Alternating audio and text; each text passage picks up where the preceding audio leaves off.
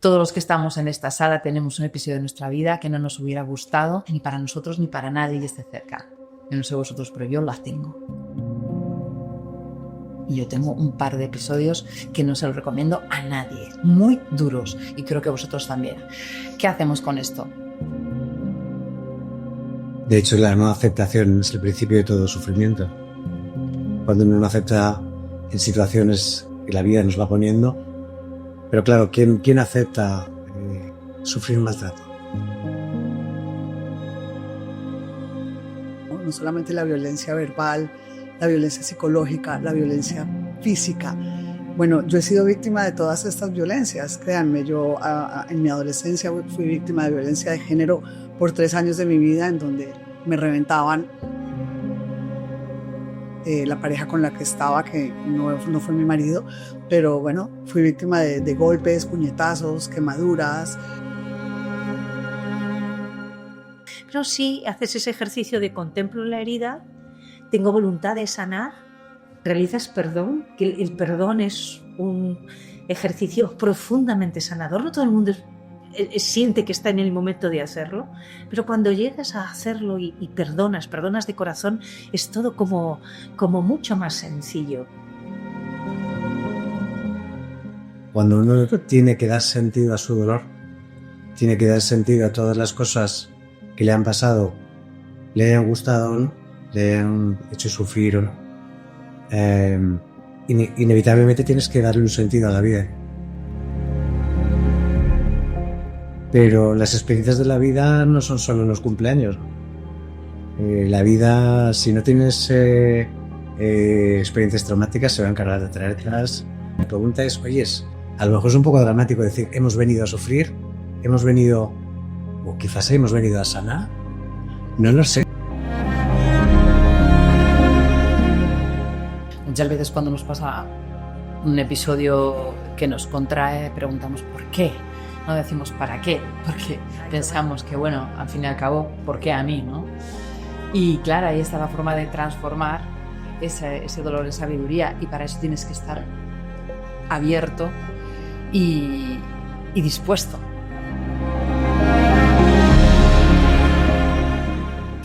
Podemos ser felices. Y ese camino de esa felicidad es cuando yo tengo la valentía de ver esa herida que tengo abierta en el alma y verla sangrando y decir, hoy me atrevo a verla de frente, a aceptarla, a ver qué puedo aceptar, abrazar, sanar de esta herida hasta que se convierta en cicatriz. Pero la cicatriz la tienes ahí de por vida, y esa cicatriz que ya no sangra y que ya no duele, dignifica esa lucha, dignifica esa batalla que te recuerda que fuiste valiente y que te atreviste a sanar. Y cuando sanas, descubres que esa sabiduría solamente viene del dolor curado. Piensa por ti mismo. Wake up. Hay una mirada respecto de las dificultades que es profundamente enriquecedora, que es convertirlos en desafíos. Así que el desafío para empezar era ubicar el micrófono en un lugar que fuera mucho más cómodo. Bueno, aquí estamos junto a una mujer excepcional en familia, es decir, en ese espacio convertido en hogar en el que se pueden poner en común tantísimas cosas. Y yo me siento feliz de hablar, así en primer lugar, porque tengo un afecto muy grande a Paula, muy grande, enorme. Gracias, Anne, por compartir este ratito. Gracias, Alex.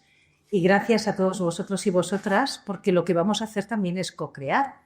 Yo creo que seguro, Paula, le apetecerá abrir al final de este tiempo un espacio para escucharos o para preguntar cualquier aspecto que en definitiva es algo que acontece en la vida personal de cada individuo. Antes de sentarnos aquí estábamos Alex, Anne y yo comentando si los asuntos que pudiera tratar un libro como este, Transforma tu dolor en sabiduría, son aspectos muy especiales, muy específicos, muy íntimos, muy privados de quien lo escribe o de quien se ha convertido de alguna manera en receptora de historias que llegan a ella, o son historias comunes de todos los seres humanos. Porque cuanto peor nos sentimos cuando estamos en ese tránsito del dolor o del sufrimiento, que no siempre es imprescindible, lo analizaremos, pensamos que solo nos pasa a nosotros o a nosotras, ¿no? Que es algo muy, muy singular, ¿no? que diría la nuestra, que de cosas nos pasan, cuánto dolor hay en ellas. Y sin embargo, cuando los ponemos en común, y sobre todo cuando les damos cierto orden, y la escritura es una forma de ordenarlos, nos damos cuenta que somos un espejo con muchísimas caras, un poliedro muy, muy singular, también muy precioso, eso es la vida humana, y nos vemos reflejados en las historias de los demás. No sé si el libro de Paulo hubiera tenido sentido hace 10 años atrás. Sentido hubiera tenido, en cuanto a sentido humano, pero se hubiera encontrado el espacio, el calor, el cariño y la receptividad, la apertura, como para integrarlo en nuestras vidas. Si hubiera sido posible reunir a todas estas personas. Porque hace 10 años, 15 años, las personas no hablábamos de algo que ya se ha convertido en un aspecto común de nuestra vida o de nuestro bienestar. Ya mencionamos el concepto salud espiritual como una de las dimensiones fundamentales de la salud. Empezamos hablando de salud emocional o de la salud psicológica y de una forma muy tímida se coló la salud espiritual, el espíritu, la conciencia, y ya está en nuestro vocabulario, en nuestro sentir. Y eso nos permite darnos cuenta de, si queréis, ¿cómo os diría yo?, de una mirada mucho más ambiciosa al respecto de la existencia humana. Nos damos cuenta de que hay mucho más que el día a día, ¿no? Que el hecho de estar aquí, pisar el suelo, tocarnos, abrazarnos. Y esa trascendencia conecta también con la manera en la que nos acercamos a la trascendencia. Es decir, ¿qué etapas tenemos en esta vida para llegar a cierto sentido, ¿no? Por supuesto, mucha conciencia.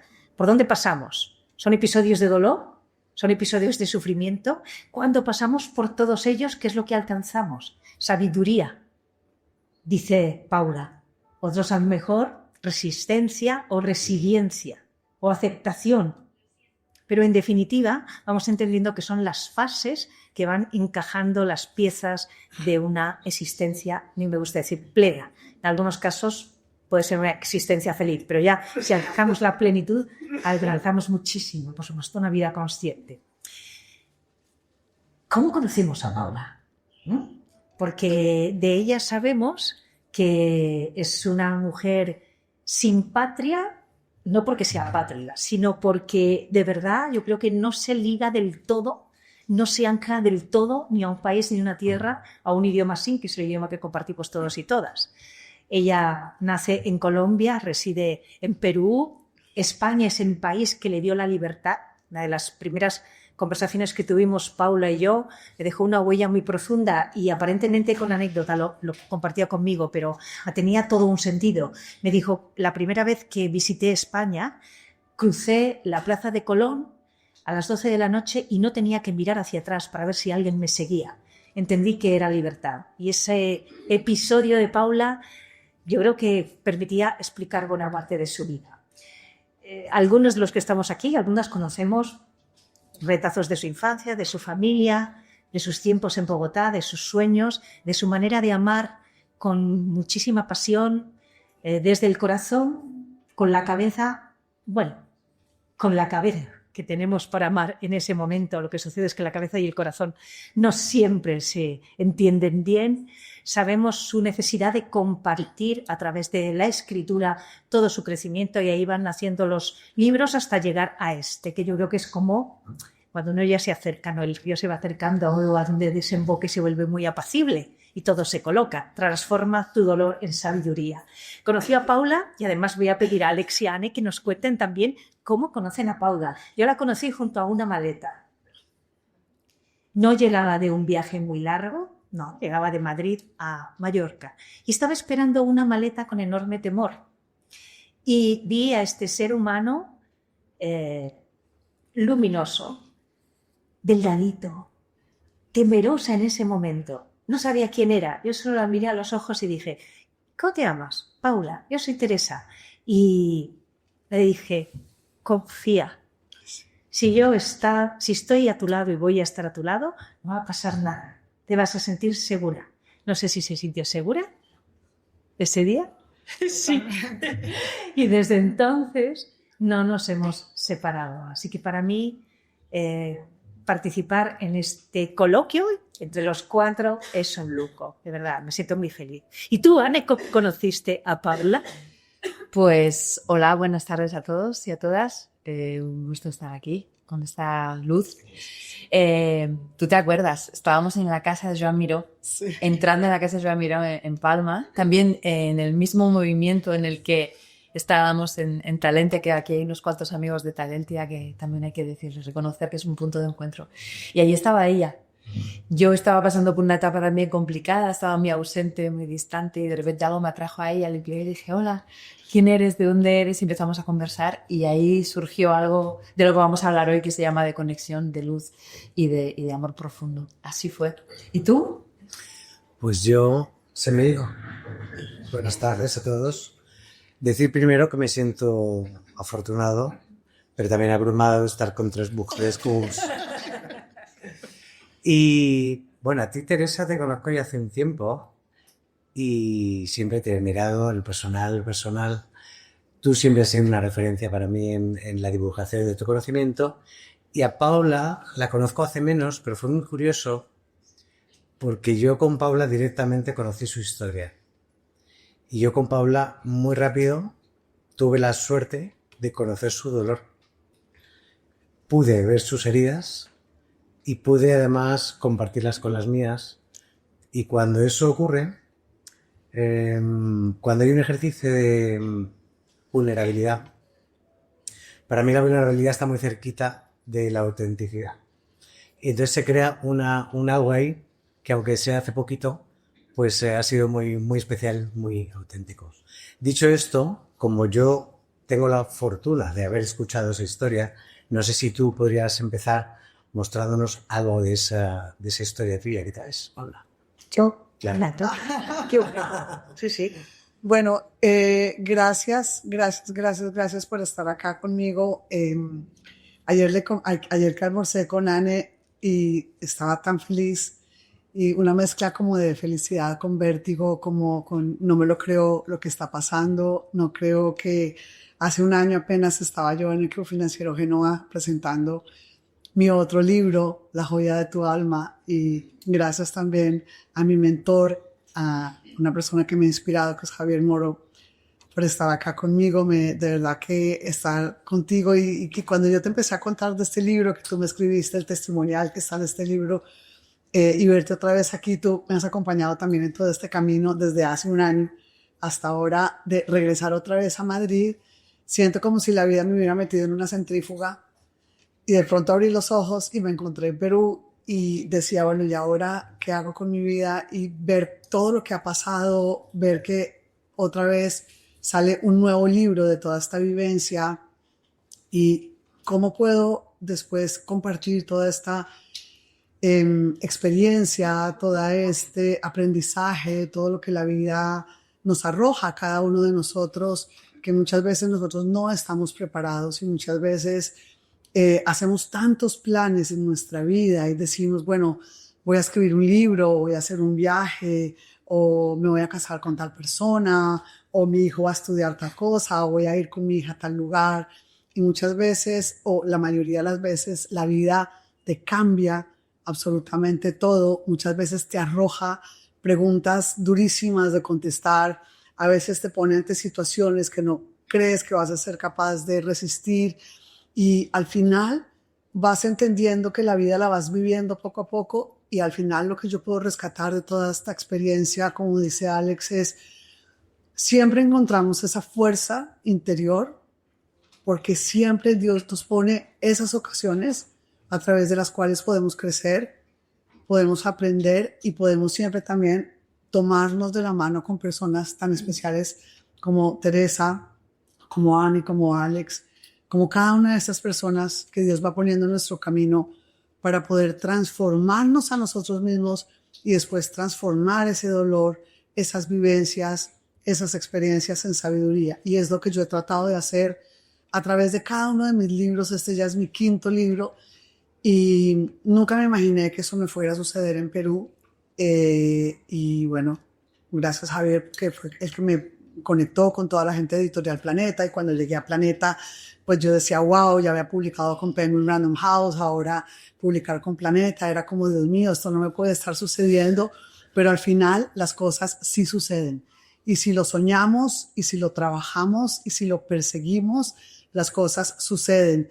Y una de las cosas que quiero que se lleven hoy es que al final el dolor pasa y al final descubrimos que cada una de las situaciones de nuestra vida es un milagro en gestación. ¿Sabes una cosa? Que como nosotros conocemos su historia, cuando ella menciona dolor, sabemos a lo que se refiere. Cuando menciona las situaciones difíciles, sabemos de las que está hablando. ¿Te animarías a compartir alguna? ¿O empezamos? Hacemos un pequeño trazado de la línea de vida, eso que a veces decimos, línea de vida. Paula nace en una muy buena familia colombiana. ¿Tu padre? Empresario, un empresario muy reconocido también por el poder político. Tu madre, un hombre con enorme peso político. Eso ya condiciona mucho la vida de una niña que tiene desde siempre una sensibilidad por una parte artística muy marcada y por otro lado espiritual. En una sociedad donde, y quizá eso yo sé que es un tema que a ti te gustaría mucho que analizáramos, ¿no? Si el dolor se vive en todos los países y a pesar de que compartamos la misma lengua hay sensibilidades distintas, pero no lo hablamos todavía, Alex. Vamos a situarnos en ese contexto. Y en esa sociedad donde todavía en aquel momento se pedía de una niña jovencita que se casara muy bien, ¿no? Y eso pasó, pero se casó muy mal. Bueno, no me caso muy bien y después ya segunda vuelta me caso muy mal. Pero bueno, nada. Básicamente es una historia en donde no quiero tampoco extenderme mucho hablando de mí porque quisiera más hablar del libro y hablar más de lo que viene a través de la vivencia de mi vida. Pero bueno, nada, para quienes no me conocen, porque sé que hay muchas personas que es la primera vez que me escuchan, brevemente les hago un resumen express de esa línea de vida, como la llaman. Diré que, pues, obviamente las personas que están acá sentadas conmigo, que leyeron La joya de tu alma, que es el libro que cuenta mi biografía, básicamente yo al nacer me descubren una condición neuromuscular del aparato digestivo y a los 3 meses de nacida soy sometida a la primera cirugía del aparato digestivo, del intestino más específicamente, y a lo largo de mi vida he vivido 6 cirugías en donde me han amputado casi todo el intestino y he tenido que sobrevivir y aprender a comer, aprender a alimentarme muchísimas veces, muchas temporadas muy largas en hospitales, alimentada por la yugular con alimentación parenteral, por tubos a través de los tobillos, a través de las muñecas. Y en esas condiciones, cuando estás enfermo y estás en hospitales y tienes muchas conversaciones con la muerte, en esos momentos tú le preguntas a Dios, porque muchas veces la gente me dice, pero ¿tú crees en Dios o no creo en Dios? O sea, hay muchos momentos en donde creer en Dios no es una opción. Es como que la vida te pone de frente a situaciones tan abrumantes y tan miedosas y tan difíciles que cuando tienes la muerte que viene por ti, porque estás en un hospital, porque te han dicho los médicos que difícilmente vas a sobrevivir, en ese momento lo único que te queda es voltear tus ojos a Dios y preguntarle a Dios, ¿y mi vida para qué? Y si sobrevivo, ¿para qué? Y desde ese momento yo le pedí a Dios muchas veces que si me dejaba con vida, permitiera que mi vida sirviera para algo. Entonces siempre sentí ese llamado a que todas esas situaciones que yo viviera a lo largo de mi vida tenían que tener un propósito y tenían que tener un sentido. Bueno, finalmente en la tercera cirugía, que fue a los 6 meses de nacida, les dicen a mis padres que yo no iba a sobrevivir, que no había ninguna posibilidad de que no viviera sin intestino, me quedaba muy poquito. Y milagrosamente, bueno, hay muchos milagros detrás de la historia, me salvo y bueno, empieza mi vida, pero una vida muy solitaria, tú lo sabes porque has escuchado mi historia en otras entrevistas, porque claro, mi madre es diplomática, política, aquí tenemos a Nora de Pastrana, que es una de sus amigas del alma, que le ha acompañado en muchos de esos procesos políticos, trabajando al lado del presidente Pastrana, muy de la mano con él, y de varios presidentes de Colombia.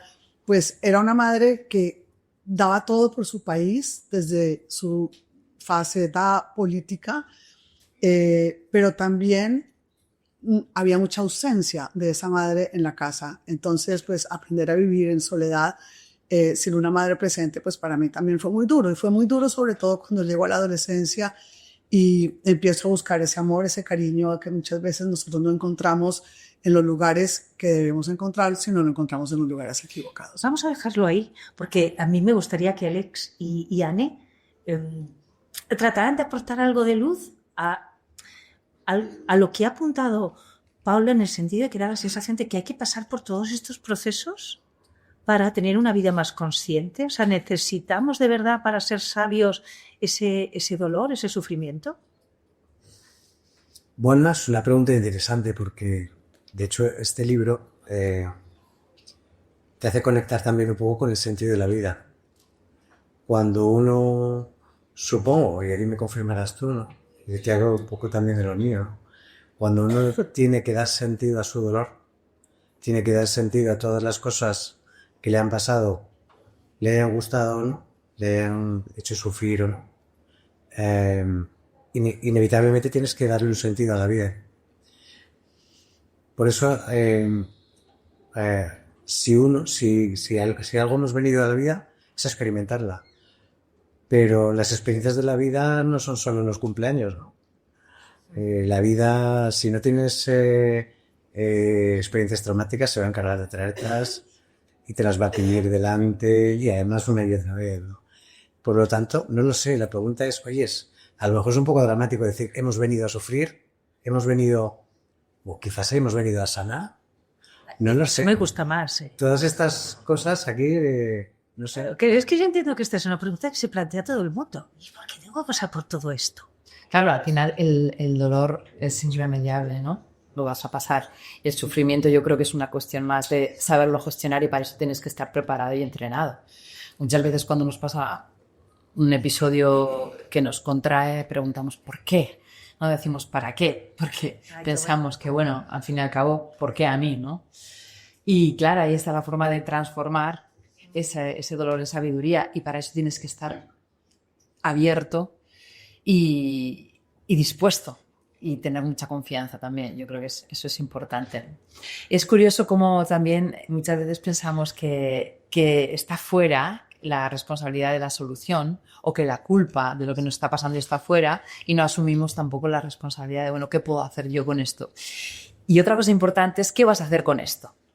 ¿Quieres compartirlo? ¿Quieres hacer que otros también, y lo estábamos comentando antes, qué hacemos con esto? En tu caso has decidido, bueno, lo voy a compartir y voy a acompañar a otros a que mejoren, porque seguro que muchos se ven reflejados en mí. Todos los que estamos en esta sala tenemos un episodio de nuestra vida que no nos hubiera gustado, ni para nosotros ni para nadie que esté cerca. Yo no sé vosotros, pero yo las tengo. Y yo tengo un par de episodios que no se los recomiendo a nadie. Muy duros. Y creo que vosotros también. ¿Qué hacemos con esto? Yo quizá tengo un pensamiento un poco estoico y digo, bueno, ¿qué voy a hacer para solucionar? Le pongo rápidamente la parte más pragmática. Pero sí me gustaría también convertirme en algo mejor. Y hablemos también de esa luz que se busca y se encuentra. Y quiero compartir con vosotros el concepto de la luz, la idea de la luz. Puedes buscarla en la fe, puedes buscarla en ti mismo, puedes buscarla en los demás. Incluso ya que estamos, tenemos muchas velas por aquí, ser vela y linterna para los demás. Y esto supone estar también trabajadito, comprometido. Qué bueno. Me gustaría también que habláramos de eso, de esa luz. Bueno, pues precisamente de eso es lo que yo quisiera hablar esta noche, que nos centráramos en esa luz, ¿no? Y muchas veces hablamos de la iluminación, en inglés lo llamamos el enlightenment, ¿no? Como el esclarecimiento, también es un término que se usa en la literatura espiritual. Y esa luz no te aparece de la noche a la mañana, así como los monjes tibetanos que se levantan algún día y dicen, y encontré la luz, o la luz que llevan años meditando allá. Llevan años meditando allá, no. Esa luz es una luz que se enciende en nuestro interior y que muchas veces la vida y las dificultades de la vida nos apagan esa luz. Muchas veces tú quieres iluminar, muchas veces tú quieres ser luz, muchas veces tú dices, ¿y cómo hago con esta oscuridad que estoy atravesando, la noche oscura del alma, ¿no? Como hablaba San Juan de la Cruz, que la hemos atravesado todos los que estamos en esta sala, quizá hay algunos que lo están atravesando en este momento. Y en esos momentos de oscuridad, yo siempre decía o me decía a mí misma, debo seguir atravesando este momento de oscuridad porque la luz debe estar en algún lado. La luz la debo encontrar en algún lado. Y ese es mi consejo. Si estás atravesando por ese momento de oscuridad, sigue caminando, no te detengas hasta que veas la luz. Pero esa luz nadie te la va a regalar. Nadie va a venir con una linterna a decirte, mira, acá está la linterna para iluminarte el camino. La debemos buscar, debemos perseverar, debemos hacernos cargo de eso que nos sucede en la vida. Porque una de las cosas que yo escribo en el libro, y ustedes la van a encontrar, es no te duele para que sufras, te duele para que cambies. Y eso que nos duele siempre trae un mensaje implícito, esa pérdida de ese ser querido, cuando alguien en tu familia fallece, cuando fallece alguien que amas, como en tu caso tú perdiste a tu madre en ese momento tan traumático, tan fuerte, en ese accidente. ¿Por qué pasan esas cosas? Y muchas veces decimos, ¿y por qué a mí? Cuando tienes una situación con un hijo que te duele porque tu hijo no es como de pronto tú lo habías soñado, como tú quisieras que fuera. Cuando tienes esa situación de pareja que tú dices, Dios mío, pero yo no quería que mi matrimonio terminara, no quería que me traicionara, no quería que me mintieran, no quería yo haber causado de pronto dolor. Esas situaciones que muchas veces la vida nos arroja y nosotros decimos, ¿y con este dolor qué hago? ¿Con esta situación con mi pareja qué hago? ¿Con esta situación con mi padre? Que no es la persona que yo hubiera querido, como lo conversábamos el otro día contigo, Alex, y decíamos, bueno, eso que tú viviste con tu padre, esas peleas, esas situaciones tan duras, ¿qué hago? Entonces, la pregunta es esa, ¿qué hago con mi dolor? Voy a hacer una cosa, que quiero que nos cuentes también eso, de la relación entre padres e hijos, porque no es los hijos, yo no tengo hijos, ¿no? Pero no son nuestros. Pero quiero decir, respecto de la luz, que es verdad que utilizamos el concepto de luz metafórica respecto de una persona. Desprende luz. Y pensamos, bueno, pues esta persona es singular, ¿no? Porque tiene luz y la desprende y se la vemos. Hace poco, se lo contaba a Anne, hace poco leí que una parte de los procesos celulares desencadenan luz y las reproduce las propias mitocondrias. Es decir, nuestro cuerpo tiene luz dentro. Lo tiene nuestro cerebro. Quien ha visto una tomografía computarizada habrá visto su cerebro iluminar, como lucen las neuronas. Así que la luz, que se traduce como energía, está dentro de nosotros, no es algo muy espiritual. Luego está, evidentemente, esa otra luz espiritual. Pero quizá uno de los caminos que abre Paula en el libro es cómo no debemos de crear compartimentos estancos. Somos todos una unidad muy completa que tiene una parte física y una parte muy emocional y otra parte que es espiritual. En la medida en la que integremos todo, nos vamos a sentir mejor. Y ahora quiero hablar de los padres y los hijos. ¿Cuántos tenéis aquí? ¿Cuántos sumáis? Sumáis unos cuantos. Digo así, os miro de lejos, pero yo no tengo ninguno, ¿eh? Mi pareja tampoco tiene. O sea, que yo debo ser, me escapo de la norma. ¿Cuántos? A ver, tres y tres, 6. 0 no, pero tú tienes uno casi tuyo. Medio. 1. Bueno, 1, o sea, 7. Muy bien. ¿Cómo suena decir los hijos no son vuestros? Pues para mí es la gran verdad. Yo siempre digo que los hijos no son nuestros, son Es que es un nuestra. capítulo del libro. Es que es uno de los capítulos, ¿no? Nuestra es la responsabilidad. De hecho, es un lema de una de las marcas de relojes más importantes del mundo, que no voy a decir cuál es. Dice, nuestra es la responsabilidad de cuidarlos hasta que sean libres de todo, ¿no? Y tu experiencia es un ejemplo de inspiración. Y yo creo que todos los que estamos aquí, creo que nos hemos sentido de alguna forma realizados a través de nuestros hijos, pero ojo, cuidado, porque los hijos son nuestros maestros, pero qué bien dicho que no son del todo nuestros, ¿no? Es un regalo que nos da la vida. Y en mi caso siempre cuento también una pequeña anécdota. Tengo 2 niños adoptados y con ellos hablo de la importancia no solamente de ser tu padre o madre, sino además de tener la responsabilidad con ese bebé, la responsabilidad que tienes con ese padre o madre que no pudo proteger, cuidar y criar a ese hijo. Por lo tanto, tienes una responsabilidad muy, muy consciente que le debes también a esa madre o ese padre que no pudo sacar adelante a ese niño. Uno de los dolores más grandes que yo encuentro en consulta en las personas que vienen a conversar conmigo sobre las situaciones de vida es el dolor de las relaciones de padres e hijos y padres. Muchas veces nosotros como hijos tenemos un montón de heridas por situaciones que hemos vivido con nuestros padres que muchas veces los padres no saben, ni siquiera se han enterado de cómo han faltado, de cómo quizá no han sido los padres que nosotros hubiéramos tenido la expectativa de tener. y viceversa, ¿no? Muchas veces encontramos también esos hijos que pelean con los padres, que reclaman, padres que se desilusionan por los hijos que tienen y los hubieran querido tener diferentes.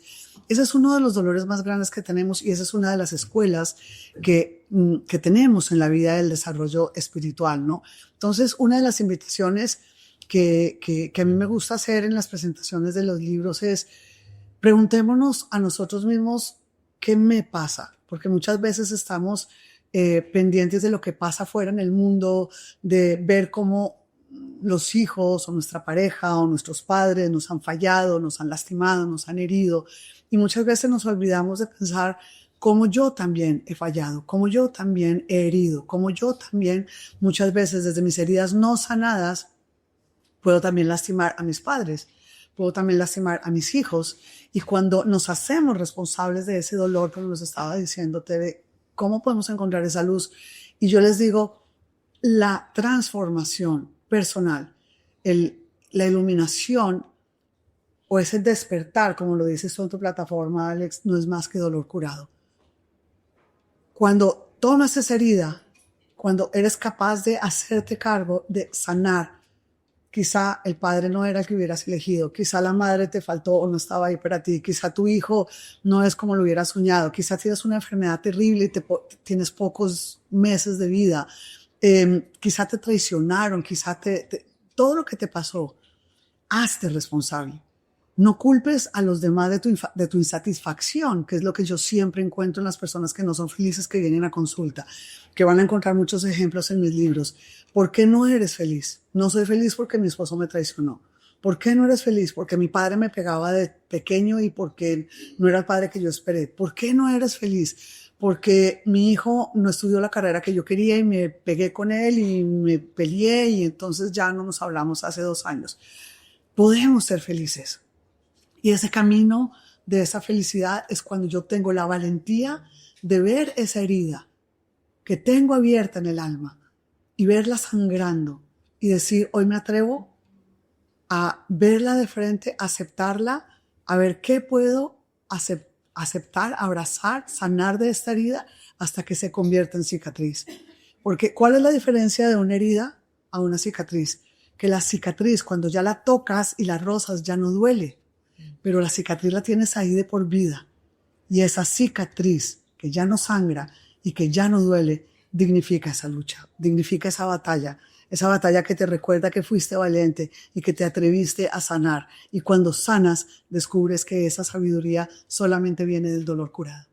Hace muy pocos días conversaba con una doctora en psicología norteamericana, que es una gran experta en la investigación del trauma individual y del trauma colectivo también como sociedad. Y es muy interesante lo que apuntaba, porque en el fondo es el mismo mensaje de Paula. Cuando no nos paramos en un acto consciente y valiente de sanación, nos convertimos algo así como una especie de barquito varado, ¿sabéis estos barcos que están ahí cuando se mueve la marea y da vueltas y vueltas, está dando vueltas en torno a aquello que hirió en un momento determinado y además se vuelve muy grande porque no te enfrentas a ello. Pero si haces ese ejercicio de contemplo la herida, tengo voluntad de sanar, realizas perdón, que el perdón es un ejercicio profundamente sanador. No todo el mundo siente que está en el momento de hacerlo, pero cuando llegas a hacerlo y perdonas de corazón, es todo como mucho más sencillo. Al final, todos los procesos personales son procesos colectivos. Esta psicóloga me decía, es increíble cómo determinados pueblos repiten después las heridas porque no se ha producido un perdón. Y justicia se llama justicia restaurativa. Pues tendríamos que tener una especie de justicia restaurativa entre nosotros. Y claro, es que este punto de dolor en las familias es duro con los hijos, duro con los padres. Total. Alex, si te miro. De hecho, estaba pensando, vosotras dos sois la prueba de que los padres no son tuyos. Uno de un lado y otro de otro, ¿no? Y a mí me pasa un poco lo mismo, ¿no? He podido tener un padre que no era padre y he podido tener una hija que no era hija, pero que sí que era hija. Bueno, yo también, ¿eh? Claro. Yo he sido criado por una madre que no era madre, porque la mía murió cuando tenía 11 meses. Claro, Y entonces he sentido, además, en mi proceso de perdón, ha sido un perdón muy rico, porque, qué afortunada, he tenido 2 madres. Es que no siempre tenemos esa suerte. claro. Entonces... que alguien te engendre no le hace padre. Sin embargo, puede aparecer una madre en tu vida Sí, claro. y ser tu madre, ¿no? Y eso es algo maravilloso. Lo cual nos indica que lo mejor es es una actitud respecto del otro ser humano. Y aparte, hay muchas diferencias, ¿creéis? En el dolor, depende del país, depende de la sociedad. Yo os apuntaba que hay sociedades que no sanan. ¿Qué creéis? ¿Se vive el sufrimiento igual? A ver, es que también el umbral y el límite por lo que haya soportado una sociedad desde una visión más, si quieres, antropológica, da para mucho, porque ¿dónde está el baremo? ¿Dónde está, ¿no? la vara de medir? Claro, es que dolor. Nosotros... Incluso me vas a permitir, estamos en una sociedad en la que estamos ahora, en la que el sufrimiento te lleva al ganarte el cielo, ¿no? Y con esto también hemos sido muchas veces de sufridores y de víctimas porque creíamos que íbamos a adquirir un rol que, bueno, esto da para mucho, pero... Claro, pero yo lo he pensado poco por Paula, porque la nuestra es una sociedad donde, por ejemplo, el concepto libertad vivimos con él, lo tenemos interiorizado y no podemos comprender lo que significaba la libertad y la seguridad para Paula. Yo creo que, bueno, hablando de libertad y hablando de seguridad, hay diferentes contextos, ¿no? Porque, bueno, seguridad y libertad, por ejemplo, en nuestros países no la podemos tener mucho en situaciones políticas como las que estamos viviendo en algunos países de América Latina. Y, bueno, Javier Moro, que lo acaba de escribir en su último libro, bien nos los puede contar. Pero también existe de lo que yo hablo en el libro y es la libertad interior.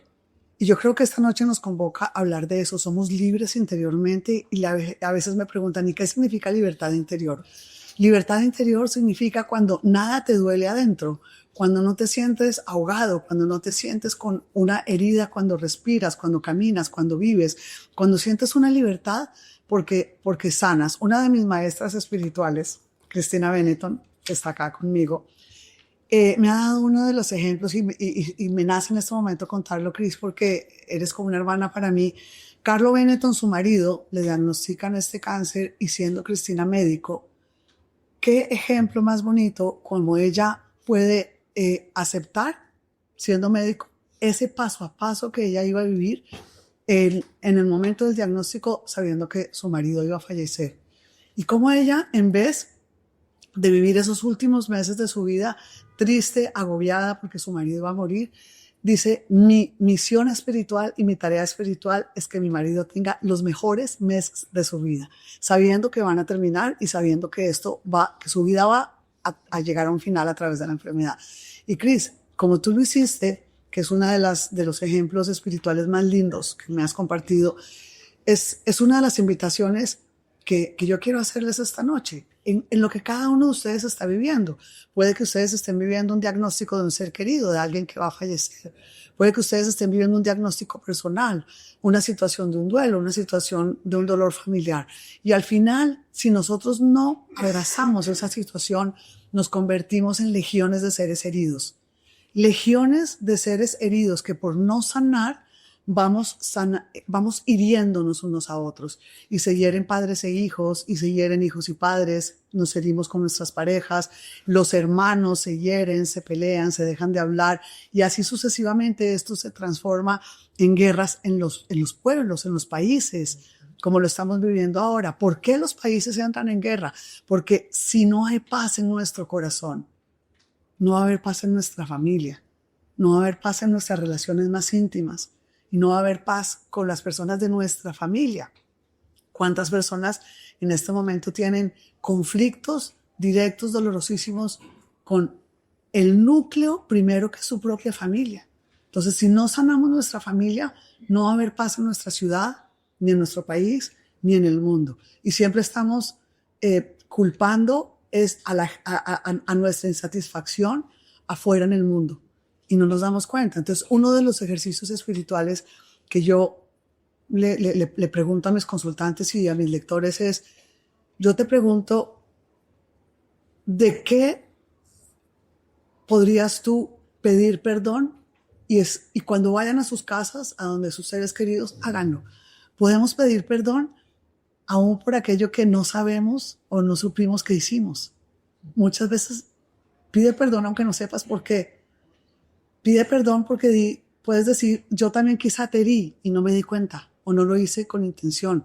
Te pido perdón, quiero excusarme si en algo te fallé. y estoy dispuesta a cambiar. Si hiciéramos esto con nuestros hijos, si hiciéramos esto con nuestros padres, si hiciéramos esto con nuestras parejas, podemos empezar a tejer ese tejido de sanación, que sería muy bonito que lo empezáramos a hacer para que se contagiara esto en nuestras familias. Y otra pregunta existencial muy importante que también le hago a las personas es, ¿qué cambiarías en tu vida hoy? ¿Qué te gustaría cambiar en tu vida hoy si tuvieras el coraje de hacerlo? Porque muchas veces nos quedamos en la insatisfacción eternamente y no cambiamos nuestra vida. Y llevamos 20 años en un matrimonio en donde ya no somos felices. O llevamos 10 años sin hablar con una persona que era nuestra amiga o nuestra hermano y no nos atrevemos a sanar porque hay cosas que nos dan miedo y que nos volvemos presos de esas situaciones. ¿Qué cambiarías en tu vida hoy? ¿Qué decisiones tomarías en tu vida hoy si tuvieras el coraje de hacerlo? Esto del cambio me parece inquietante, en el sentido de que probablemente una de las mayores resistencias que tengamos los seres humanos es al cambio. ¿Puede causar sufrimiento? Sé que tengo que cambiar, pero no lo hago. Sí. Yo creo que el punto de partida es darte cuenta de que te estás resistiendo y a partir de ahí poner una balanza y decir, ¿qué me compensa? ¿Qué estoy dispuesto a pagar? ¿No? Y es una aventura, yo le llamo el vértigo divertido, ¿no? Ya que estás, vamos a jugar, si quieres. De hecho, la no aceptación es el principio de todo sufrimiento. Cuando uno no acepta en situaciones que la vida nos va poniendo. Pero claro, ¿quién acepta sufrir maltrato? Es difícil. ¿Quién? Es difícil. Cuando has pasado por... muy seguramente algunas personas de las que están acá me habrán escuchado hablar de todo lo que es la violencia, ¿no? No solamente la violencia verbal, la violencia psicológica, la violencia física. Bueno, yo he sido víctima de todas estas violencias, créanme. Yo en mi adolescencia fui víctima de violencia de género por 3 años de mi vida, en donde me reventaban la pareja con la que estaba, que no fue mi marido, pero bueno, fui víctima de golpes, puñetazos, quemaduras, cosas horribles que muchas veces te dejan traumas y te dejan cicatrices, pero como lo hemos hablado con Alex, esa violencia que hoy en día vemos en la sociedad, no solamente la violencia física, sino la violencia psicológica, también te deja muchas secuelas y te deja muchos miedos. Entonces, cuando tenemos esos traumas, cuando tenemos esos miedos y muchas veces vas por la calle y tienes estos sobresaltos o muchas veces empiezan a generarte fobias como yo soy súper claustrofóbica en los ascensores, en los aviones, en los tubos en donde te meten en los hospitales y a veces nos preguntamos, ¿y estos miedos que yo tengo de dónde vienen? Vienen de los traumas.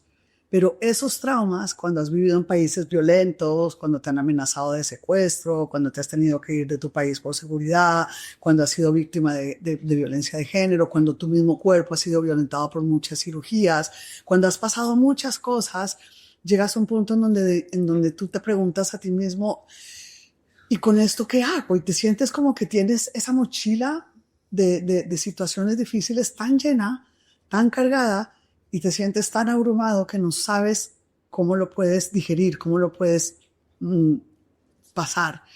Y yo en mi vida personal y lo que escribo en el libro es, hay que transformarlo. No nos podemos quedar como víctimas toda la vida culpando a los demás de nuestra insatisfacción. Oye, Paula, estaba pensando que está muy bien decir hay que transformarlo, pero ya que estamos, tú sabes muchas herramientas también que nos pueden venir bien. Quizá puedas compartir alguna herramienta práctica que nos pueda venir bien para todos. Aparte de, por supuesto, la meditación, la quietud, el cuidarse, el asesorarse de personas profesionales que nos acompañen. Y quizá haya un tip. Me encanta la pregunta que me estás haciendo porque la gente me dice, pero ¿y cómo? Y es lo primero que me preguntan en consulta. En el otro libro, este es Transforma tu dolor en sabiduría, pero en el otro libro que es La joya de tu alma está esa metodología que yo he estudiado por más de 20 años y he hecho una fusión de diferentes metodologías. La primera metodología que yo estudié fue la logoterapia de Viktor Frankl, El hombre en busca de sentido. Quienes lo hayan leído, habla de encontrarle el sentido a lo que estamos viviendo en nuestra vida. Podemos encontrarle el sentido al trabajo, el sentido de la vida. Y la vida está hecha de muchos sentiditos. Nuestro sentido no puede ser solamente nuestra pareja. Nuestro sentido no puede ser solamente nuestros hijos. Nuestro sentido no puede ser solamente nuestro estar sanos y jóvenes y bellos y guapos. Porque ¿qué pasa si perdemos algo de esto? estamos destinados a sufrir, entonces tenemos que construir muchos sentiditos. De eso habla la logoterapia de Viktor Frankl.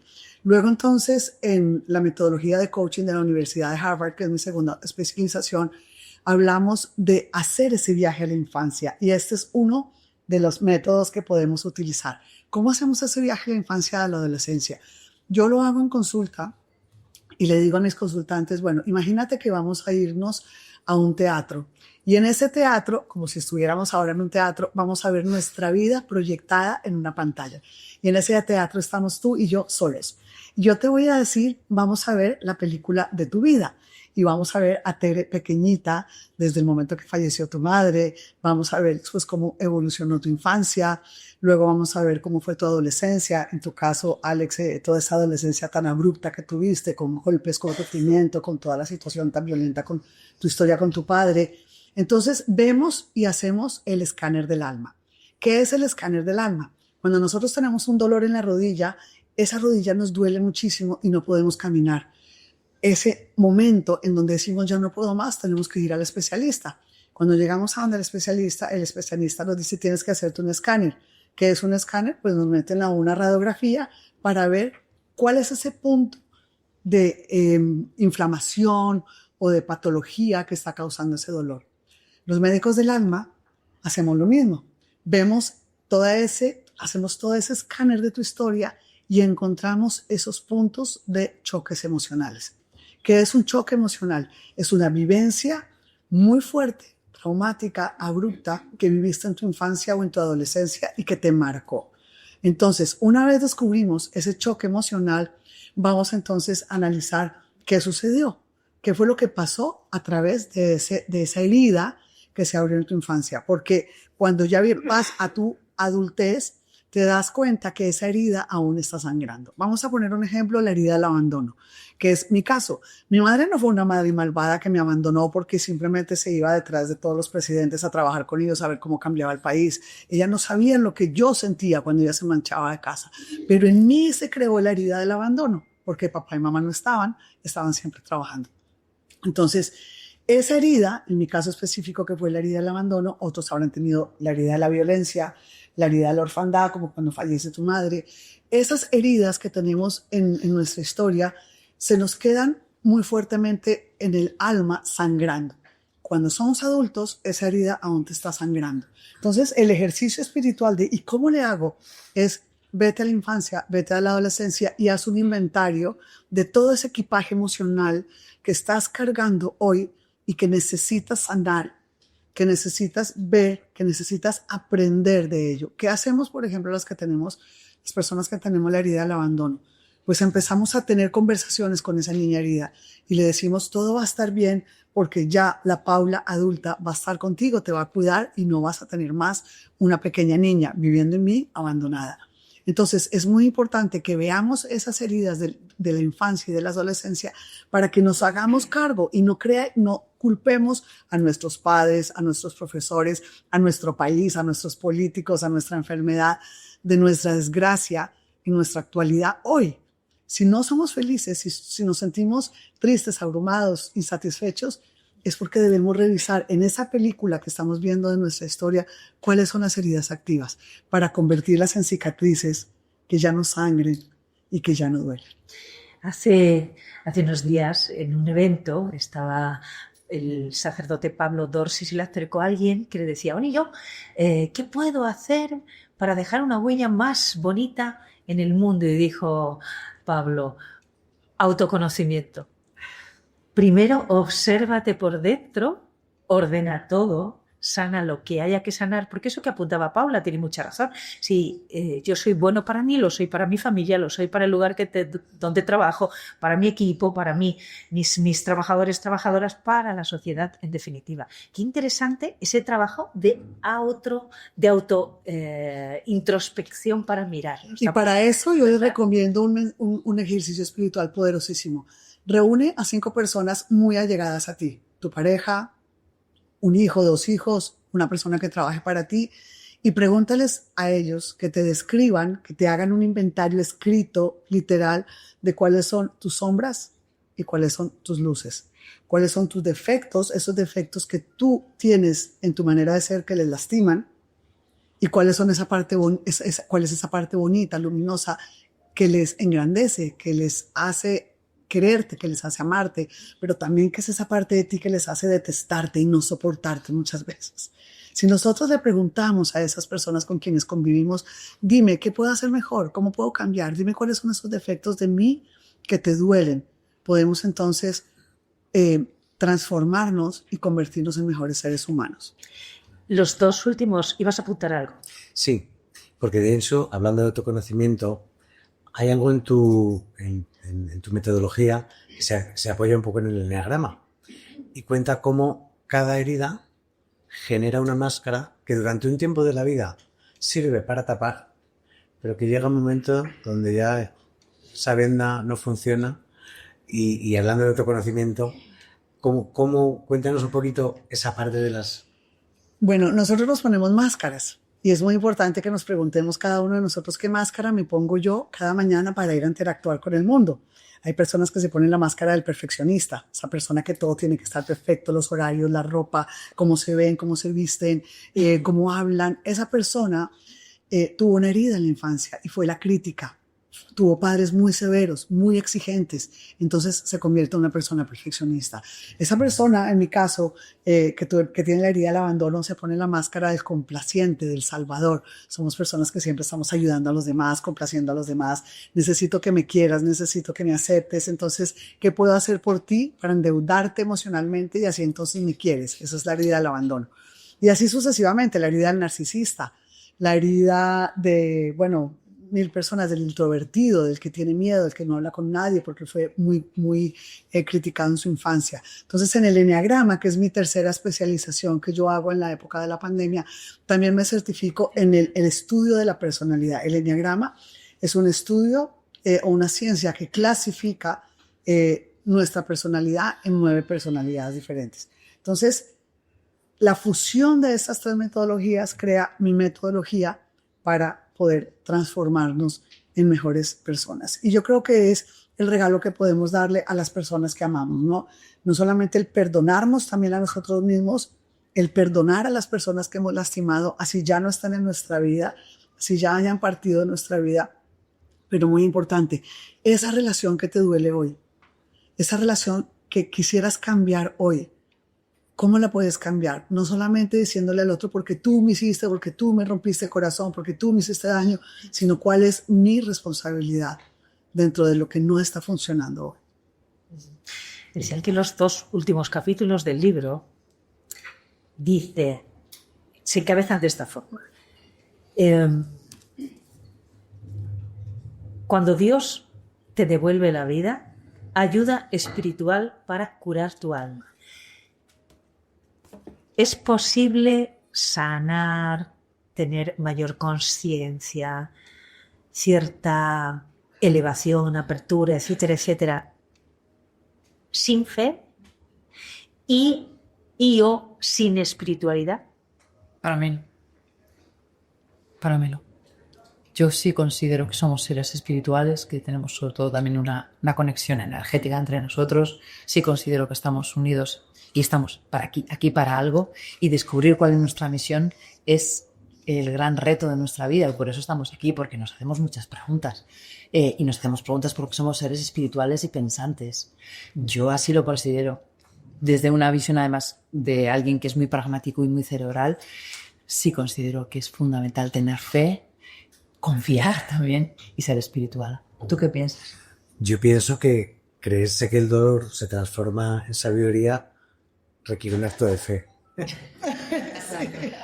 Hay que creer. Sí. No, pero cuando empieza el autoconocimiento, cuando empieza el viaje interior hacia adentro, no es que te conviertas en espiritual, es que todo es espiritual.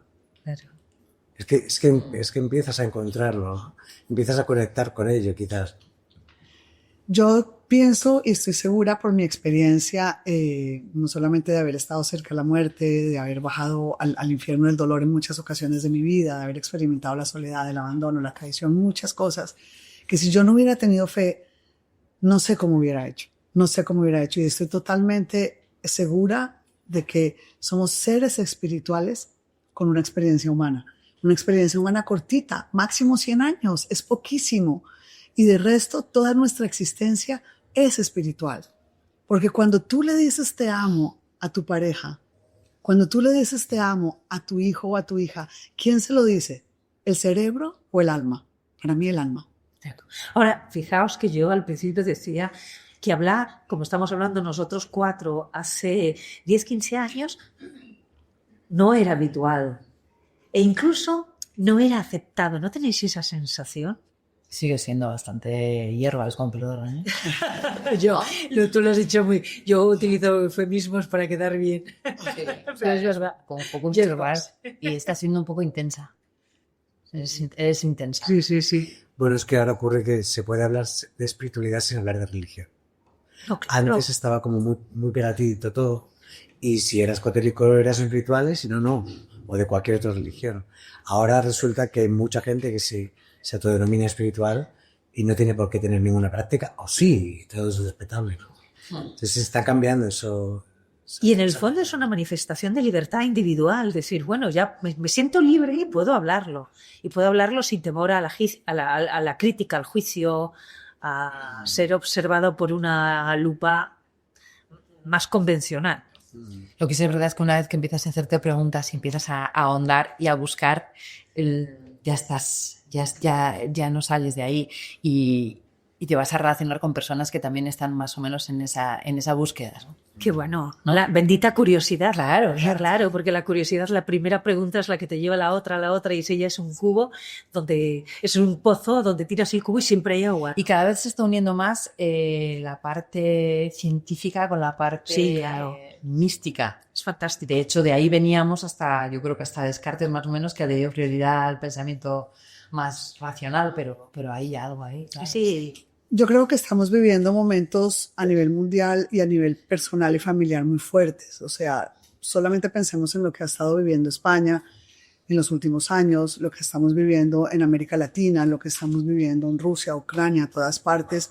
Yo creo que realmente la espiritualidad ya no es opcional. Yo creo que si nos construimos una vida espiritual, si tenemos herramientas espirituales, vamos a poder vivir en un mundo un poco más tranquilo y sobre todo cuando vengan estas amenazas de las que hemos sido víctimas muchas veces, como el apagón, que no sabían ustedes, bueno, yo no estaba en España, pero sí estaba buscando a mi hija por todas partes y no la encontraba y sentía miedo, sentía vértigo, ¿qué está pasando?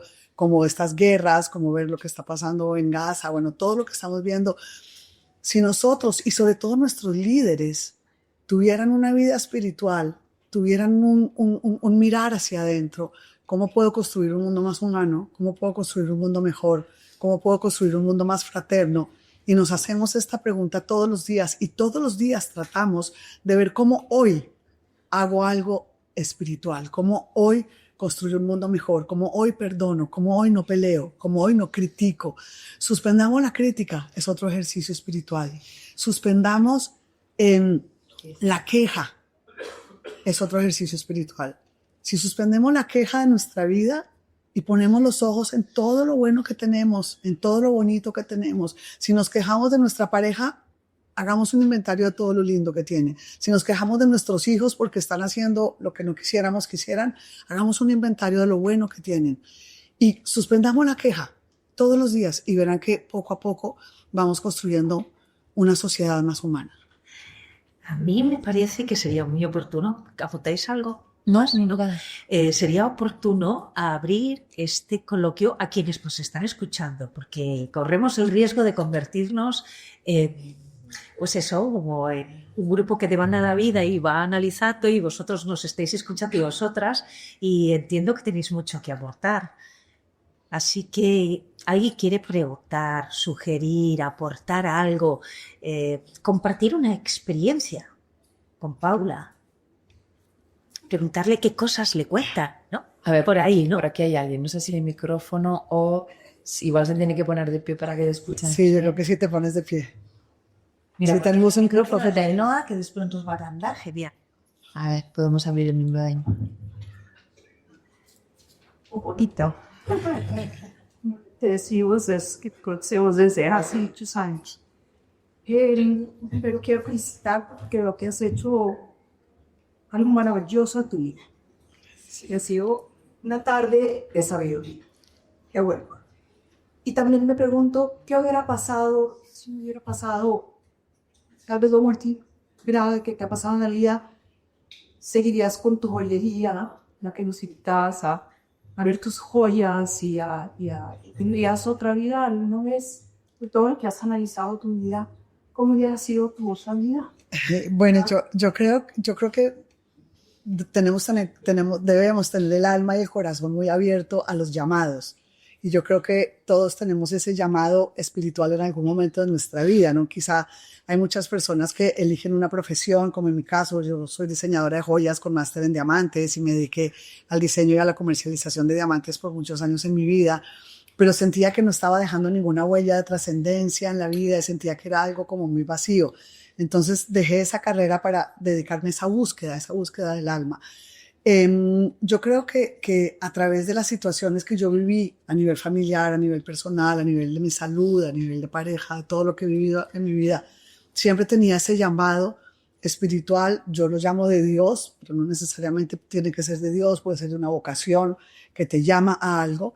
Y siento que yo no concibo hoy en día mi vida si me hubiera quedado en el mundo de la joyería y del glamour, que era muy bonito porque también es una manera a través de la cual podemos expresar la espiritualidad, ¿no? La belleza, el diseño es una manera de expresar la espiritualidad.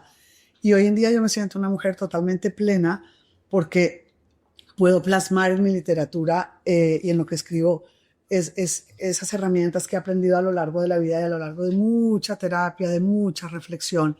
Y hablando con Ainhoa, que ahora nos va a regalar también su arte, hablábamos de cómo también podemos transformar nuestro dolor en virtud, como no solamente en sabiduría, sino en virtud. Ana, a través de la comunicación, tú a través de lo que haces en tu maravillosa plataforma, tú a través de la curiosidad de la que tanto nos hablas. Cada uno de nosotros tiene un montón de talentos y virtudes, pero no los vamos a descubrir si nos quedamos heridos.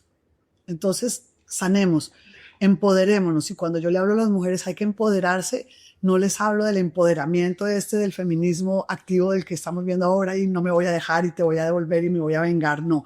¿Qué es empoderarse? Empoderarse para mí es la renuncia absoluta a la herida. Es hoy renuncio a esa herida de mi historia, hoy me empodero, me sano con la ayuda de Dios porque no soy omnipotente o no lo puedo hacer solo, aunque muchas veces hay personas que lo logran hacerlo solo, pero en mi caso pues yo siempre tenía un acompañamiento de Dios y personas maravillosas que me acompañaron en el camino, terapeutas, médicos, enfermeras, de todos mis hijos y en ese sentido pues hay que escuchar ese llamado, yo creo. Yo creo que de alguna manera cuando hace un ratito hablábamos del cambio, el temor al cambio, la falta de voluntad frente a ello, la historia de Paula es un ejemplo de lo que pasa cuando abrazamos el cambio. Porque el cambio está siempre dentro de nosotras, o sea, siempre estamos pensando, me gustaría hacer, ¿qué sucedería si? Bueno, tienes la valentía y el coraje para integrar ese cambio en ti y hacer todas esas cosas. Las personas que dicen, y a veces pasa, dicen, mi vida es completa. Yo me he encontrado con personas que me han dicho, no me apunto tu teléfono porque tengo la agenda llena. No me da de sí, tengo tanta gente que nunca podré hablar con toda. Y digo, Dios mío. ¿En serio te ha dicho eso alguien? Eso sí. Sí. Aparte de grosero. No. Era por trabajo, por Dios, nada de... Sí, pero lo típico de, mira, si quieres tomar mi teléfono, no, hablamos por WhatsApp, o sea, por mail, que yo tengo ya muchos teléfonos en la agenda. Pero no, o sea, abraza a la persona que acabas de conocer. Tengo una amiga, es que es tan bonito esto, tengo una amiga cuya hija, es una grandísima coach y pedagoga, cuya hija estaba muy triste porque había roto con su novio, se iban a casar. Entonces mi amiga le dijo, tienes que tener vivencia sola. Tú, por ti misma, una chica jovencita, pues 30 años, vete al Thyssen. Y se fue al Thyssen. Y había una cola el sábado enorme. Y le dijo a la persona que había delante, ¿me guardas el sitio? Voy a por un café. Y trajo 2 cafés. Va por el segundo niño. La persona que tenía delante. Sí, es real. Es preciosa la historia. El chico que tenía delante de ella en la cola. Hola, toma el café. ¿Cómo te llamas? Tal, pues, ¿qué te gusta del Thyssen? Pues me gusta esto. Se casaron. Entonces, ¿cómo nos podemos cerrar al cambio? También hay que ir a los sitios adecuados, ¿no? Bueno, La cola del Thyssen es garantía de gente interesante. También que es. claro. Bueno, ¿alguien más quiere compartir con Paula? Animaos, sí, sí. Te pasan el micro. Hola, ¿qué tal? Bueno, enhorabuena, Paula. Yo soy una total fan tuya. Te conocí de casualidad leyendo un libro, el Alma. Alma. Empecé por Viktor Frankl y a raíz de ello empecé a conocer de Cuello y de pronto un día, pues una amiga mía me dice, ¿quieres acompañarla a la presentación de un libro? Yo a veces yo me fascino, no sé. Bueno, voy y viene a casa y me encuentra leyendo todo el libro. Dice, uy, pero si es en donde vamos a la presentación, bueno, casi me muero. O sea, para mí si todo era a Brad Pitt aquí y a ti, bueno, me quedo conmigo toda la vida. O sea, que bueno, famoso carne, estoy fascinada. Y bueno, pienso que he creado el mejor que todo lo que has dicho. Sigo escribiendo, o sea, estaba poseída, digamos, detrás que estaba seguida todo. Que no estaba. Pues, es que no traje cuando que yo, ¿dónde vas? Siempre en la calle, siempre. Pero bueno, aquí llegan las preguntas. Por discutir me sentí muy identificada y ojalá podamos compartir que hemos empleado las cosas pero de identificarme en las economías colombianas. Yo soy de Argentina, tú eres hija diplomática, yo soy hija de maridos diplomáticos. Acá en Roma, por temas en situación complicadísima de adolescente, acabas de la Suiza. Me pasa exactamente lo mismo por una situación muy grave. De adolescente me mandan a la Suiza, luego acabas en Roma, yo empecé a vivir a Roma, acabas en Miami, yo fui a vivir a Miami. O sea, bueno, bastante curioso, o sea, de que yo no veía la obra, como se fíjate por dónde, cómo es el ser superior. Hoy estoy aquí delante tuya, gracias a nuestra querida amiga como Eva. Llenando esto, y yo estoy fascinada con todo, ¿verdad? Fascinada. Creo que todo de esto que es fascinada. Devo te dico a veces, yo leyendo la mia coraggio. Yo, a ver, pero ¿en qué punto de tu vida hay que esta transformación? ¿Cuál es el momento en el que empiezas a reflexionar entre yo? Nido, tú que has ingresado, yo me meto todas las mañanas publicando, pero ya no sé cómo empieza, en qué momento, en qué edad, en qué situación, por qué. ¿Qué es lo que te llevó a esa? Yo creo que fue un conjunto de situaciones. En unos párrafos de mi libro digo que la vida es una colección interminable de pérdidas. Desde que nacemos estamos perdiendo personas, perdiendo seguridades, perdiendo cosas, perdiendo trabajos, bueno, perdemos un montón de cosas, así como vamos ganando cosas también muy bonitas. Un punto de inflexión claramente fueron mis momentos en los hospitales, momentos de terrores increíbles, cirugías de 19 horas, de no saber cuándo iba a salir y si salía con vida. Luego momentos de golpes, de patadas, de violencias terribles en donde no sabes cómo vas a sobrepasar. Luego vivir en un país violento en donde todo el tiempo estás amenazado. Luego la traición de tu pareja, que fue uno de los momentos también más difíciles, que yo lo comparo como yo digo que es uno de los dolores más difíciles de la historia, porque la traición es cuando tú pones tu confianza en otra persona, no en un ser querido. Y fíjate cómo Judas traiciona a Cristo y es uno de los dolores más difíciles que él vive en la historia, ¿no? Entonces, cuando vas viviendo todas estas situaciones, se va gestando poco a poco esa transformación. Pero sí, definitivamente, y lo hablamos con Alex cuando me hiciste la entrevista, hay un punto en el que tocas fondo. Y cuando tocas fondo y dices, ya no puedo más, ya, Dios mío, llévame contigo, y lo narro en uno de los párrafos del libro. Hubo una mañana en Colombia en donde yo me desperté pesaba 45 kilos, era un esqueleto forrado de piel, no podía comer porque todo lo vomitaba. Tenía tanto dolor, mi padre había fallecido, estábamos apenas pasando el COVID, tenía una situación muy conflictiva familiar. Todo era negro, todo era oscuro, todo era triste, todo era feo. Y en ese momento empaco mi vida en unas maletas y digo, me voy a España. Yo necesito aire, necesito resucitar, necesito reconstruirme. Y ahí fue cuando decidí recorrer ese camino del ave fénix, que es cuando el ave fénix muere, se inmola, se quema, se muere, se destruye. Y de esas cenizas empecé a reconstruirme de nuevo y eso lo viví en Madrid. Cuando yo llegué a Madrid, cuando yo aterricé en Barajas y dije, llego a la libertad, que al poquito tiempo te conocí, llena de miedo, llena de traumas. No era capaz de caminar por el Serrano a las 11 de la noche porque tenía miedo de que me fueran a hacer algo, ¿no? De todos estos traumas que vamos acumulando en la vida.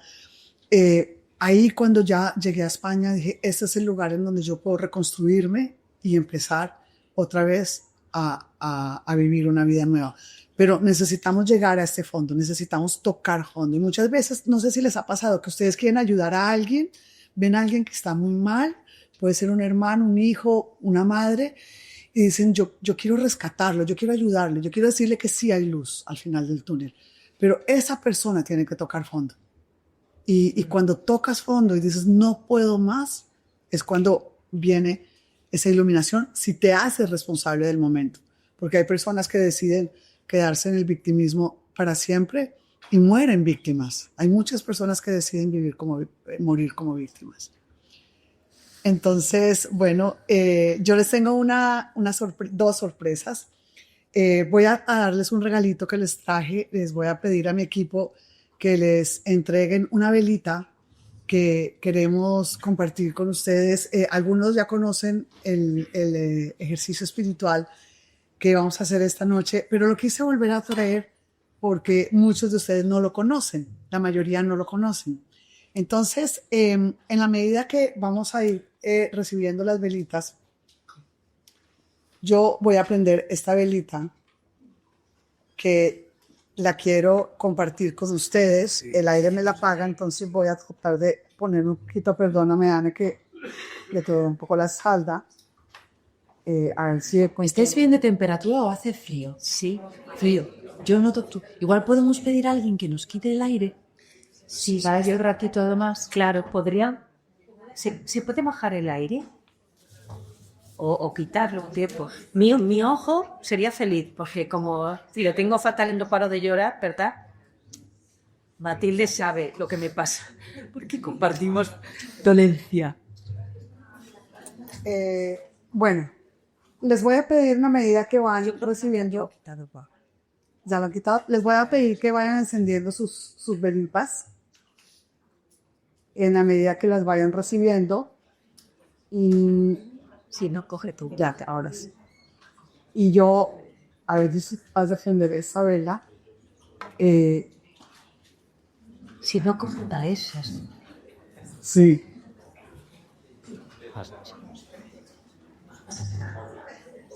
Sí, coge. Mira a ver si me la puedes prender. Vale. ¿Verás precio? Bueno, van a tener ustedes su velita para que la puedan encender. Y la meditación que les quiero hacer, y les voy a pedirle a mis músicos que me regalen un poquito de piano, es que pensemos que nuestra vida es como esta vela. Y nosotros estamos llamados a iluminar el mundo desde nuestra luz interior. Pero muchas veces en nuestra vida sentimos que esa vela se apaga y que ya no somos capaces de iluminar. Quizá porque tenemos dolor, o quizá porque tenemos un trauma, quizá porque tenemos una situación de dificultad, una enfermedad, un conflicto. Pero pensemos que la vela, cuando se va consumiendo, es como cuando se consume nuestra vida. Y muchas veces, como nuestra vida, esta vela puede partirse. Y esa vela, si me la alcanzas a ver, Y quiero que lo vean a través de esa vela, que no nos vende, pero que se la puede imaginar que en vida se puede partir. Como muchos de nosotros nos hemos sentido así, partidos. Y se nos parte la vida en situaciones tan duras y tan difíciles, tan tristes. Pero esa luz, esa vela, siempre al final, aún partida, puede iluminar. Y esa es la invitación que yo les quiero hacer esta noche. Que recuerden que su vida no es perdida, aún partida, aún rota, siempre puede seguir iluminando. De que nuestra luz interior nunca se apaga si nosotros nos encargamos de que esa luz siempre ilumine. Y siguiendo esta reflexión, pues quise invitar a una persona muy especial, Ainhoa, que la escuché cantar una vez en un concierto y dije, bueno, es una mujer que ha triunfado muchísimo en México, que está triunfando increíble y ahora desde por qué, con su bella música. Y la llamé y le dije, tú me acompañarías esta noche con tu talento, porque ella también ha convertido su dolor en talento. Y así como para mí fue un regalo increíble que Tere me dijera que sí, que Anne me dijera que sí, que Alex dijera que sí, este maravilloso grupo de músicos talentosos han aceptado también acompañarnos esta noche. Así que con su velita encendida, yo les voy a pedir que se conecten con este momento, con esta charla que hemos escuchado y que traten de dejar afuera de este lugar cualquier tipo de preocupación, cualquier tipo de conflicto, cualquier tipo de dolor que tengan en este momento que los pueda estar agobiando. Y que cada una de las líneas que puedan encontrar en el libro, en los libros, que cada una de las palabras que yo pude decir esta noche pueda dar fruto en sus corazones, que puedan recorrer su historia, los momentos más lindos y más felices de su vida, pero también aquellos momentos dolorosos, difíciles, esas heridas que quizá hoy están sangrando también, para que las podamos sanar. Quiero entonces por eso pedirles que pongan su mano derecha en su corazón y que escuchando esta pequeña reflexión que quiero regalarles puedan conectarse con este momento de reflexión, con este momento místico, porque no quise hacer una presentación de un libro común y corriente, sino quise que este momento fuera un momento muy profundo de conexión espiritual y de reflexión para que de aquí podamos regresar a nuestros hogares, a nuestras familias, a nuestros seres queridos y empecemos a construir un mundo con paz. Porque la paz comienza en nuestro corazón, porque la paz comienza en nuestra familia, en nuestros seres queridos, si nosotros somos las primeras personas que podemos regalar esa paz. Y esa paz solamente la vamos a poder entregar a los demás cuando sanemos nuestro corazón y transformemos nuestro dolor en sabiduría. Por eso entonces le voy a pedir a Ainhoa que nos regale un momento especial a través de este pequeño repertorio que ella ha preparado para ustedes. Hemos elegido canciones especiales para que ustedes las escuchen y puedan sacar de esta noche un fruto muy bonito para que seamos nosotros todos gestores de paz en este mundo y que de este pequeño salón en donde estamos 150 personas quizá podamos iluminar nuestras familias, nuestros afectos y de así poco a poco podemos construir un mundo más humano. Kula compartió unas palabras así en la noche de ella, en la noche de ellos. Es por esta noche. Yo solo soy un canal a través del cual intento hacer entender a través de la música que el dolor es necesario, que es su principio, ¿no? Para entrar desde una energía baja y comenzar a subir.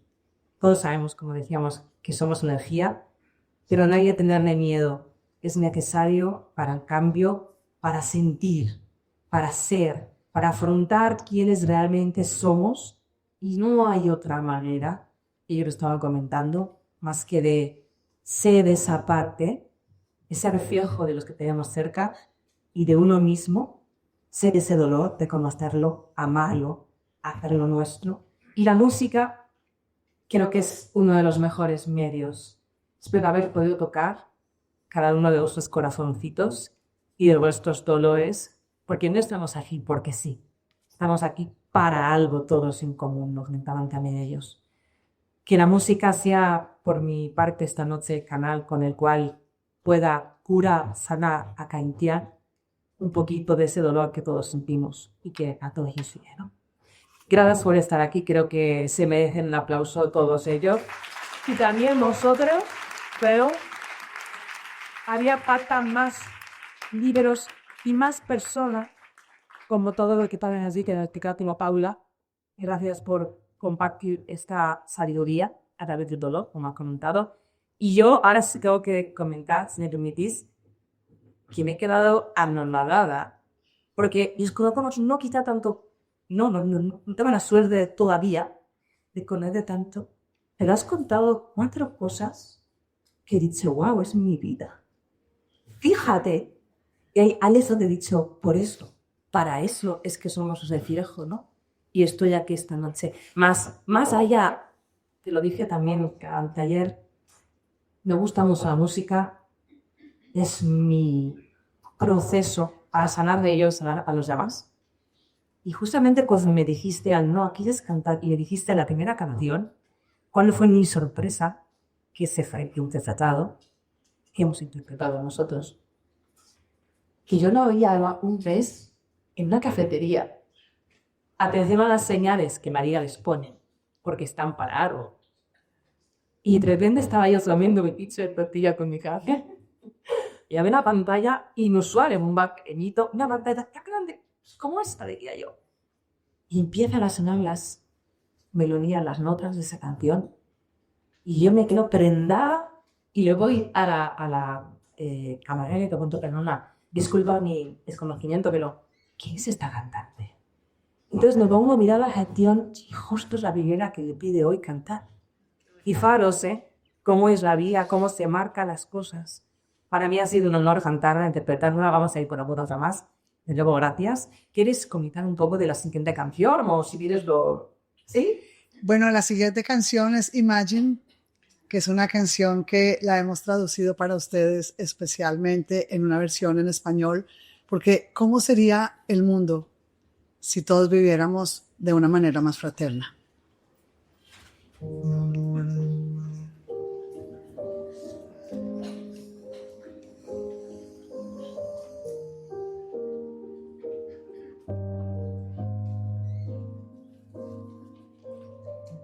Imagina que no hay cielo. Lo puedes intentar. ¿Qué me llevo del evento? ¿Qué no me llevo del evento? Energía toda. Lo comentaba, ¿no? Que cuando uno canta devuelve lo que recibe. Y en este caso yo he recibido apertura, escucha, cariño, honestidad por mucha gente que ha hablado y que lloraba o que... Eso es muy complicado hoy en día de conseguir, sinceramente.